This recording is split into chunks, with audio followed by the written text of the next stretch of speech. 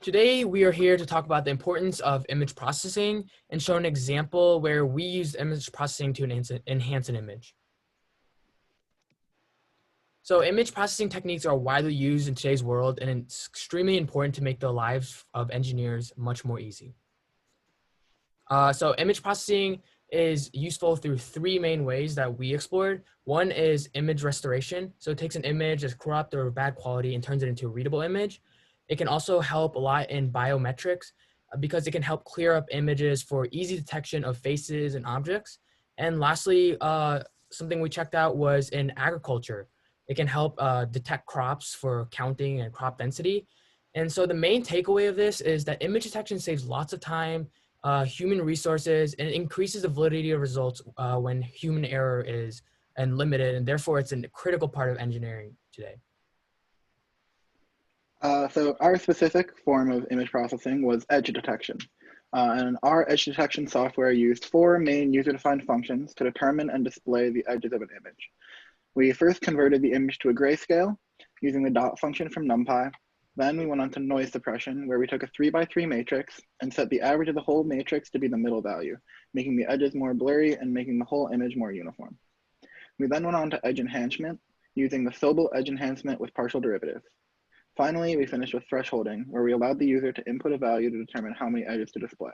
The thresholding took a threshold and used it to add contrast to the edges, making the image fully black and white.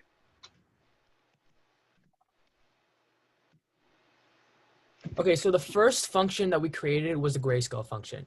And how the grayscale function worked was we inputted the NumPy array for the image, and then we used the dot function from the NumPy library to calculate the grayscale image using the formula y is equal to 0.216r plus 0.7152g plus 0.0722b. And after that, we returned the NumPy array for the image, and it created the grayscale image. Next up is the noise smoothing user-defined function, which takes in the output from a grayscale function. It uses a nested for loop to go through each element of the NumPy array of pixel data, and then runs it through a 3x3 kernel window, which averages out all the values, smoothing out the noise in the image. So the edge enhancement function is basically the same as the smoothing function, except for the window filter, there's actually two window filters. The first one is taking the partial derivative that goes along the row, and then the second one takes the partial derivative that goes along the column, and then it uses those two values to calculate the gradient, and that value indicates where the grayscale value changes significantly, which helps us identify the edges. For thresholding, we went to every value in the matrix of the image and checked if it was higher or lower than the user inputted threshold. If it was higher, we set it the brightness value to 255, which is white, and if it was lower, then we set it to 0, which is black. And this allowed the image to be fully contrasted, so fully black and white. And it also allows the user to determine how specific and like how many edges that they want. So the higher the threshold value, the fewer edges and the more accurate the image will be. And the lower the thresholding value, the more edges that would be shown.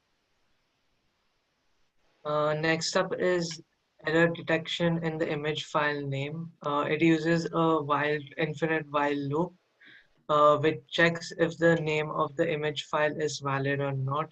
If it's valid, the while loop is broken and sends the image onto the user-defined functions. If the image is invalid, then it prints error invalid file name and prompts the user to re-enter a valid input. So when it has gone through the first while loop, it goes into a second while loop, which is also infinite, and then it takes a value from the user for the threshold, and it uses two nested if statements to check if the value is valid. The first statement it runs through is checking if it's a whole number or a positive float, which is done by a user-defined function that was defined above. Then when that condition is checked, it converts the threshold value to a float so that the second if statement can check if the value is between 0 and 255. So if we were to put in a string, it would show the error message. If we were to put in a negative value or a value that is much greater than 255, it would also show the error message. And if we were to put in a valid value, such as 115 for the threshold, it would start running through your program, and you can see that the outputs are being outputted. So what happens is that it first runs through the grayscale, then it runs through the smoothing function, the edge enhancement, and then it does the thresholding. And the program outputs a grayscale image for each of the functions. So the first image we would get is the grayscale, which would be this one. Then it would be blurred. So this is what happens when it's blurred. Then it would do the edge enhancement, so you can see the edges. And then finally, it would make those edges clearer, and you can kind of see the faces of the coins as well. So if we were to run it through again, we could use another image. And we would set it to the same thresholding if we wanted to. And then it's still running through it, but it's outputting it with the same image names, so you won't see any changes.